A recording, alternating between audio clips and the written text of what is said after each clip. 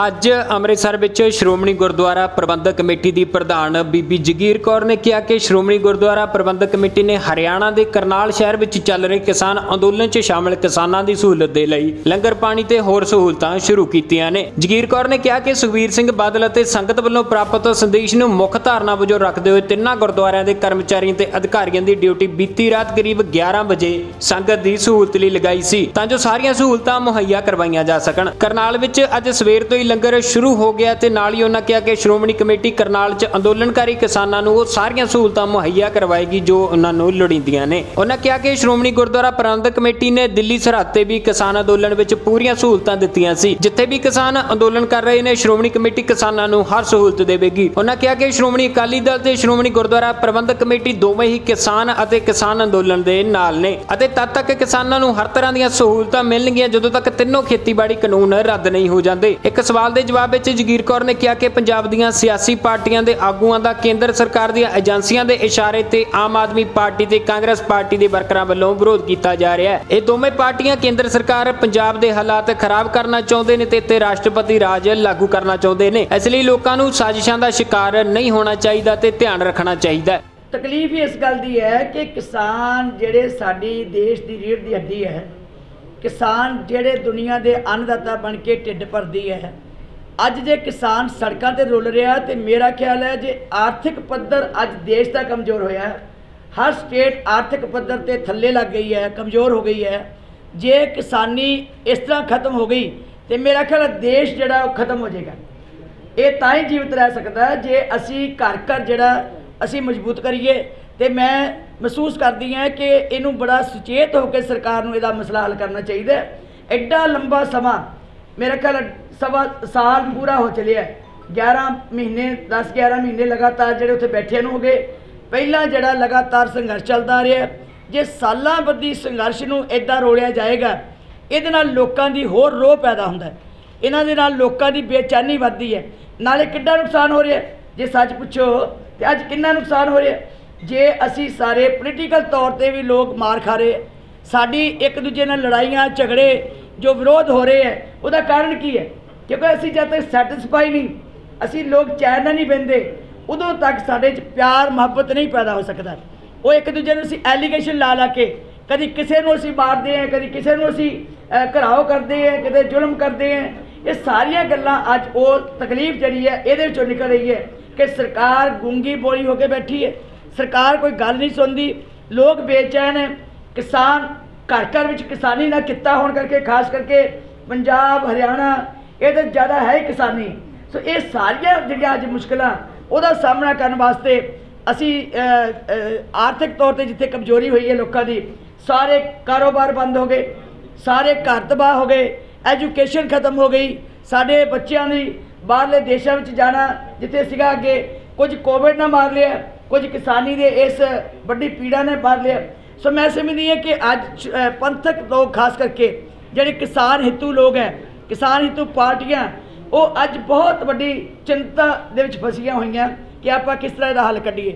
सो मैं राती क्योंकि सरदार सुखदेव सिंह साडे बैठे ने पूरा साहब 85 के गुरुद्वारे के इंचार्ज, इन्होंने मैं राती कह दिता सीगा कि इमीडिएट उन्होंने प्रबंध करवाए जान।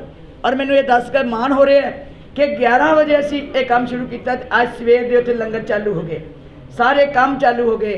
सो श्रोमणी गुरुद्वारा प्रबंधक कमेटी हमेशा किते भीड़ बनी है, किते पीड़ा आई है, किते लोड़ पई है, मानवता की सेवा की हमेशा हाजिर है।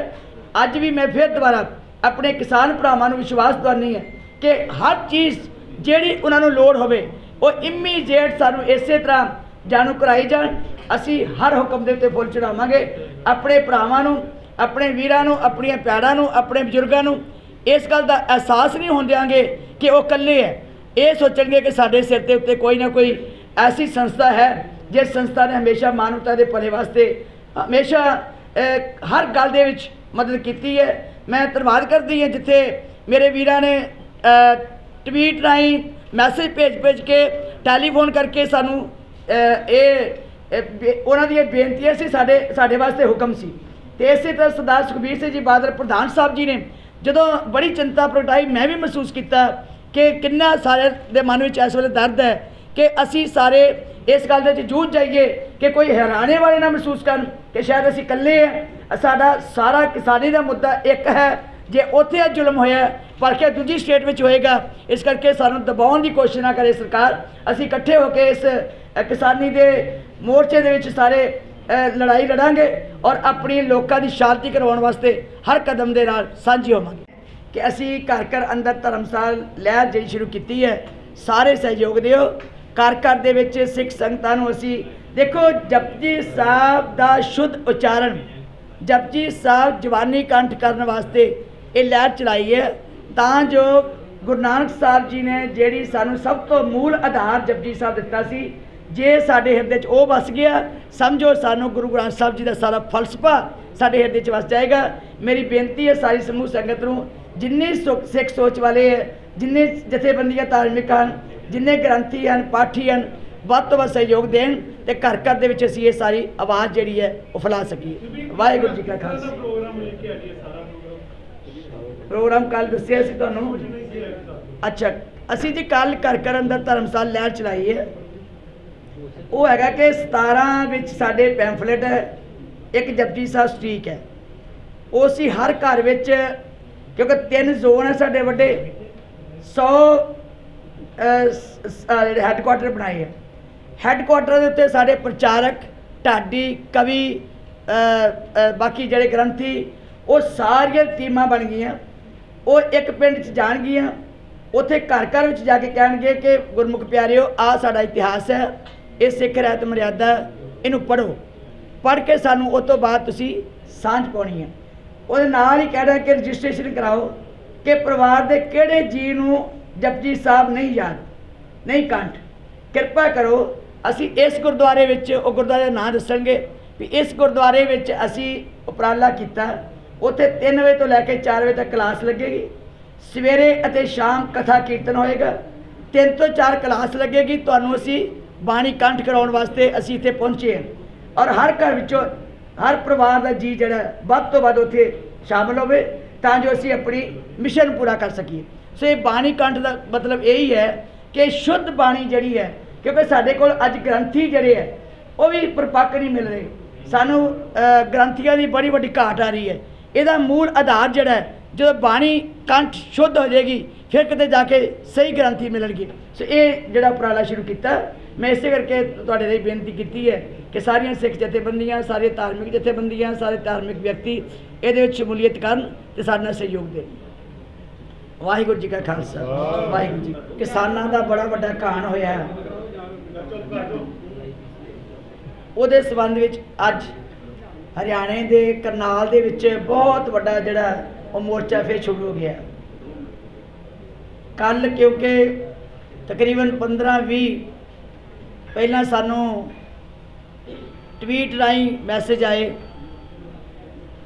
उहदे विच ये कहा गया कि उत्थे जल की बड़ी लोड़ है, उत्थे लंगर की बड़ी लोड़ है। राती मानयोग सरदार सुखबीर सिंह जी बादल प्रधान साहब श्रोमणी अकाली दल उन्होंने भी मैंने टैलीफोन किया तकरीबन 11 बजे कि उत्थे बहुत बड़ा किसानों का इकट्ठ है, किसान इस वेले पानी तो भी औखे है तो लंगर तो भी औखे है, तो जाके उत्थे तुसी जिद्दां पहला सेवा करते रहे हो कि तुसी अज भी उहदी सारी सेवा संभाल सकते हो। तो मैं उन्होंने बेनती की कि असी ट्वीट भी पढ़ ले हैं, लोगों के मैसेज बड़े पढ़े हैं, बहुत सारी लोगों की आवाज़ आ रही है। तो श्रोमणी गुरुद्वारा प्रबंधक कमेटी सब तो पहला फर्ज समझती है कि जिथे भी लोड़ पवे, जिथे भी मानवता की सेवा की गल आवे, उत्थे जाके असी अपनी जिम्मेवारी निभाइए। तो राती मैं सरदार सुखबीर सिंह बादल साहब ने यह विश्वास दवाया सी कि असी पहला ही जड़ा ये मन बनाया होया ट्वीट पढ़ के कि असी उत्थे सेवा करनी है, तुसी चिंता ना करो। क्योंकि सैबन ही है श्रोमणी अकाली दल भी उन्होंने बड़िया कुर्बानियों तो बाद श्रोमणी गुरुद्वारा प्रबंधक कमेटी होना चाहती सी, तो पंथक जमात होने करके उन्होंने मन में भी वही दर्द होंदा है जिहड़ा असी महसूस करते हैं कि अज मानवता से जे भीड़ पड़ी है तो आप रल के सांभीए। राती फिर तकरीबन 11:30 के करीब मैं 3 मैनेजर 3 गुरुद्वारे जिहड़े वड्डे है उन्होंने ड्यूटी लाई और इन्ने थोड़े समय च ही तिन्ने मैनेजर कुरुक्षेत्र साहब जी के गुरुद्वारे दे, नाडा साहब गुरुद्वारा ते पटियाला दूख निवारण गुरुद्वारा, और सारा स्टाफ उत्थे पहुँच गया। पूरे लंगरां की तैयारी हो गई है, पूरी उत्थे लंगर चलन लग पे है। मैं इस करके तुहानूं बुलाया सी कि यह सुनेहा जिहड़ा सारे चले जावे, तां जो जिहड़े साडे वर्कर भी है, साडे सेवादार भी है उत्थे, जां श्रोमणी गुरुद्वारा प्रबंधक कमेटी के मैंबर भी है, जां साडे गुरुद्वारियां दे सेवादार ਜਿਹੜੇ ਉੱਥੇ ਕੰਮ ਕਰਨ ਵਾਲੇ, ਉਹਨਾਂ ਨੂੰ ਇਸ ਗੱਲ ਤੋਂ ਸੁਚੇਤ ਹੋ ਜਾਣ ਕਿ ਇਹ ਜਿਹੜਾ ਵੱਡੇ ਲੈਵਲ ਦੇ ਉੱਤੇ ਕੰਮ ਜਿਹੜਾ ਪਹਿਲਾਂ ਵੀ ਕੀਤਾ ਸੀਗਾ ਸਿੰਘੂ ਬਾਰਡਰ ਦੇ ਉੱਤੇ ਜਾਂ ਟਿੱਕਰੀ ਬਾਰਡਰ ਤੇ ਨਾਲ ਥਾਂ ਥਾਂ ਦੇ ਉੱਤੇ ਸ਼ੰਭੂ ਬੈਰੀਅਰ ਤੇ ਅੱਜ ਫਿਰ ਉਸੇ ਤਰ੍ਹਾਂ ਪਹਿਲਾਂ ਸਾਡਾ ਵੈਸੇ ਸਿੰਘੂ ਬਾਰਡਰ ਤੇ ਪਹਿਲਾਂ ਵੀ ਲੰਗਰ ਚੱਲ ਰਿਹਾ, ਉਸੇ ਤਰ੍ਹਾਂ ਅਸੀਂ ਉੱਥੇ ਬੰਦ ਨਹੀਂ ਕੀਤਾ ਪਹਿਲਾਂ ਹੀ ਤਰ੍ਹਾਂ। ਇਸ ਕਰਕੇ ਅੱਜ ਵੀ ਨਵਾਂ ਜਿਹੜਾ ਮੋਰਚਾ ਲੱਗਾ ਹੋਇਆ ਕਰਨਾਲ ਦੇ ਵਿੱਚ, ਉੱਥੇ ਵੀ ਅਸੀਂ ਅੱਜ ਕੰਮ ਸ਼ੁਰੂ ਕਰ ਦਿੱਤਾ।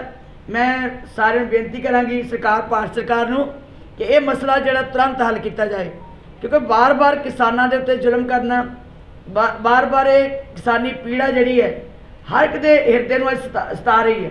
हर एक दा मन बड़ा घबरा रहा है, मन बड़ा चिंतित है। जिहड़े अज भारत सरकार ने इन्नी जिद फड़ी हुई है, वो जिद नहीं फड़नी चाहिए, छेती दा हल करना चाहिए। किन्ना कुछ डांगा वाओगे, किन्नियां चिर लाठियां चलणगियां, किन्ना चिर इस देश का इकनॉमिकल ढांचा जिहड़ा वो जीरो होंदा जा रहा है। वो तां हल होना है जे असी शांति बनाइए, अमन शांति भाईचारक साझ उदों तक मजबूत नहीं हो सकती जिन्नी चिर तक असी सारे इकट्ठे होके इस नूं हल नहीं करते। मानयोग प्रधानमंत्री जी नूं मेरी हाथ जोड़ के बेनती है कि जिहड़ा अज ये नुकसान किसानों का हो रहा है, ये अज देखिया नहीं जाता। असी सारे किसान हैं, भावें कोई किसी किते नाल संबंधित होवे, कोई बिजनेसमैन होवे, भावें कोई किसानी करता होवे, भावें कोई नौकरी करता होवे, सर्विस करता होवे, कोई पढ़ता बच्चा होवे, हर बच्चा जिहड़ा किसानी नाल संबंधित है। सो इस करके अज देशों विदेशों च बैठे लोग चिंतित है कि भारत के हालात की बने। भारत दे विच अज लोगों के विच इन्नी बेचैनी आ गई है कि सारे स्टेटां दे विच जिथे किते देख लोगे लोगों च इक्को ही गल है कि प्रधानमंत्री जी इस गल नूं क्यों नहीं पहल के आधार पर कर रहे कि वो तुरंत इसका हल कड्ढण, तां जो किसान जिहड़े है वो अपने घर चैन नाल बैठ सकण। किसानी का मुद्दा जो भखिया होया है, इनू ठल पाउणी बहुत जरूरी है। सो इस करके मैं तुहानूं बुलाया सी कि अज फिर श्रोमणी गुरुद्वारा प्रबंधक कमेटी अपनी उसे जिम्मेवारी नूं संभालदियां होया करनाल दे विच 3 गुरुद्वारा साहिबान साडे जिहड़े है अज सारे स्टाफ पहुँच गए हैं, सारे लंगर शुरू हो गए हैं, चाह के लंगर, गुरु के लंगर, पानी जल सारा जो उत्थे साडी सेवा से शुरू की है। इस करके तुहानूं मैं बुलाया सी, इस करके कि तुसीं सारे साडा सहयोग दिओ तां जो इहदे विच संगत नूं भी खबर चली जाए तो संगत भी उत्थे जाके नाल सेवा जुट जाए। बड़ी वड्डी गिनती है उत्थे।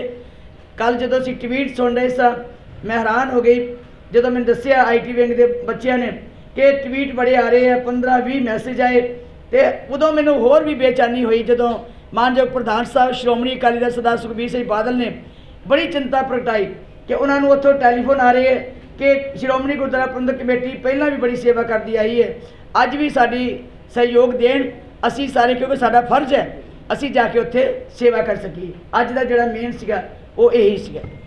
देखो मैं ये गल कहांगी कि किसानी जथेबंदियां नहीं करदियां, किसान जथेबंदियां दे सारे आगूआं ने बड़ी बारी बयान दिते हैं कि सिवाए भारतीय जनता पार्टी की लीडरशिप नूं छड्ड के किसी भी पार्टी नूं तुसीं ना घिराव करना ना किसी दे नाल विरोध करना।